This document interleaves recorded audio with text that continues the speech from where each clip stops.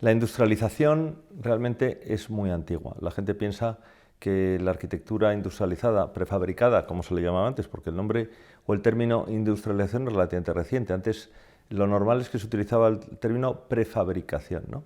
La arquitectura industrializada tiene más de 100 años realmente. Yo creo que desde que la arquitectura es arquitectura, ¿eh? O la práctica profesional existe, siempre hubo arquitectura industrializada, más o menos industrializada. Y desde luego, desde el principio del siglo XX, en Estados Unidos ya se hicieron ejemplos muy importantes del mundo residencial, unidades habitacionales, pequeñas casas, y se vendían bien. Y luego, antes de la guerra, en Alemania y en Francia y bueno, los países más desarrollados. En España realmente la arquitectura industrializada tiene una vida relativamente reciente, ¿no? Es cierto que después yo creo que después de la Segunda Guerra Mundial, sobre todo en los países de la órbita socialista, hubo campañas enormes para la resolución del tema del alojamiento de forma industrializada.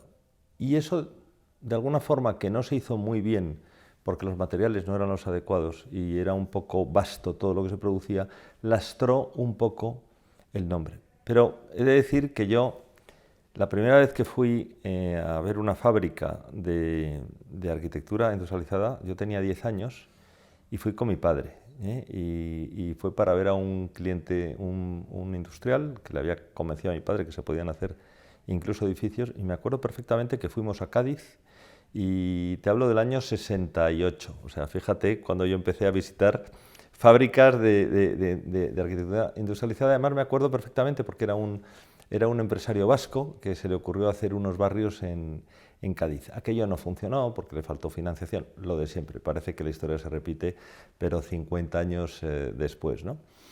Mi padre siempre fue un pionero en casi todo y siempre tuvo claro que la arquitectura tarde o temprano sería industrializada casi en su totalidad.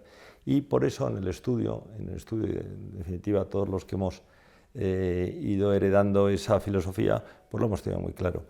Y ya empezamos en los años, pues finales de los 80, te diría, a investigar sobre todo elementos prefabricados para un tipo de viviendas que hizo mi padre. Entonces estábamos haciendo un proyecto importante en Marruecos, que era vivienda social, y que tenía que ser todo industrializado. También estuvimos estudiando temas para Hispanoamérica y luego determinados componentes como eran cocinas y baños, que también se estudiaron muy bien. Incluso, bueno, pues había fábricas entonces, incluso en España, que hicieron unas producciones muy interesantes, ¿no? Incluso la propia Dragados llegó a montar algo que, bueno, pues se quedó un poco ahí a medias, que era lo de Caracolas. Pero realmente nuestro gran ejemplo de arquitectura industrializada lo hicimos recientemente con las viviendas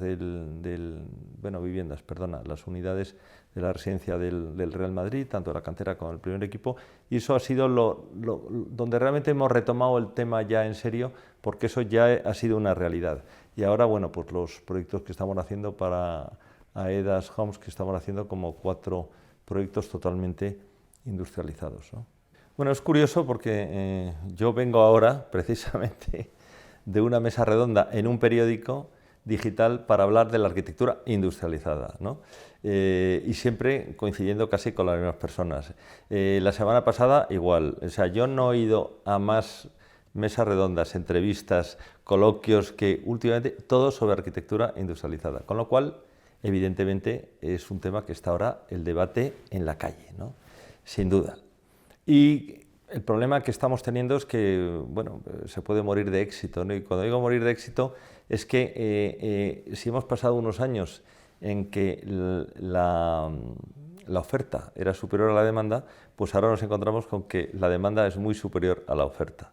Y el problema es que no hay una industria capaz detrás de poder dar salida, de poder fabricar, de poder dar servicio a todas las expectativas que se están levantando, ¿no?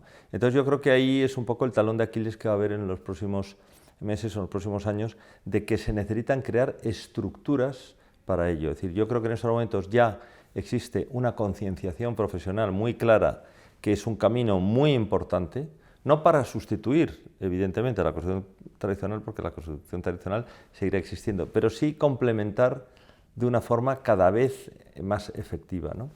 Y yo creo que ahora estamos en una fase que hay que repensar un poco cómo está el panorama, dónde están los puntos débiles, que hay muchos, y solucionarlos. Y que realmente esto pues sea una realidad, porque estamos en un país que posiblemente sea un país clave en el mundo para acometer este gran reto. Estamos en el país posiblemente donde el peso de la construcción tiene más importancia, conjuntamente con el del turismo en el PIB. Tenemos a las mejores y mayores constructoras del mundo, tenemos un sector ya muy profesionalizado, muy dinámico, con mucha experiencia. Y yo creo que lo que falta es un empujón final, sobre todo en el tema de la financiación y en el tema de que el capital crea en el proyecto, ¿no? Predecir el futuro siempre es difícil, porque si me hubieses hecho esta pregunta hace 10 años, pues te hubiese dicho que dentro de 10 años el 20% del sector estaría ya industrializado, y no es así, ¿no? Yo creo que vamos mucho más lentos de lo que debiéramos, pero yo espero que cojamos en breve una velocidad de crucero importante. Es decir, si se dan las condiciones económicas, si hay un gran pacto de Estado, como yo he comentado alguna vez, en el cual se tiene que involucrar a la administración, se tiene que involucrar a la banca, se tiene que involucrar a las empresas constructoras, a las promotoras, a los arquitectos, colegios de arquitectos. Es decir, hay un tema normativo muy importante. O sea, no podemos tener 17 marcos normativos, 17 leyes del suelo, porque claro, en definitiva la arquitectura industrializada, pensemos que no solamente para construir pequeños proyectos, no, tenemos que pensar en hacer grandes proyectos, pero grandes proyectos de decenas de miles de metros cuadrados. Tenemos que hacer aeropuertos industrializados, tenemos que hacer estaciones, tenemos que hacer colegios, tenemos que hacer prisiones, tenemos que hacer viviendas, edificios de oficinas, hospitales, todo se puede industrializar. Pero para eso se necesita también que haya una ley del suelo más flexible, que las ordenanzas sean más flexibles, porque claro, al final, ¿por qué tenemos que hacer continuamente prototipos en el mundo de la construcción? Pues tenemos que hacer prototipos porque al final tenemos que ir acoplando nuestros proyectos a los solares. Cada solar es de su padre y de su madre, con sus ordenanzas de su padre y de su madre, con sus regulaciones. Y esto lastra mucho la necesidad de industrializar, que es un poco seriar. Eso no quiere decir hacer todo exactamente igual, porque hemos visto que la arquitectura industrializada tiene todavía mucho campo abierto de flexibilidad, ¿no? Pero sí tenemos que incorporar unos marcos normativos nuevos. Y yo creo que repensar todo esto implica un gran pacto nacional, que yo creo que es un tema muy importante. Tú antes comentabas el tema del consorcio. Yo creo que por ahí viene lo que hay que hacer, porque hasta el momento hemos estado todos los diferentes agentes que estamos metidos en esta gran idea y en este gran reto, hemos tirado cada uno por su parte, pero yo creo que lo que se necesita es aunar esfuerzos, trazar una línea común y que rememos todos en el mismo sentido. Yo creo que eso es importantísimo. Y la involucración de la administración es vital.